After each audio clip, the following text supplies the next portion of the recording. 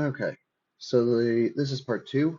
Part two is how to make your Gmail look a little bit more like your Outlook. So right now, this is the default look for Gmail. If I go to the cog up top, and I can choose several different defaults. I can choose themes. What I usually do is I like to put the unread at the top of my Gmail.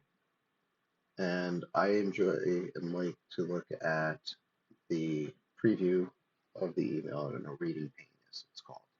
So I would put that to the right of the inbox, so that way I can see the email before double clicking on it to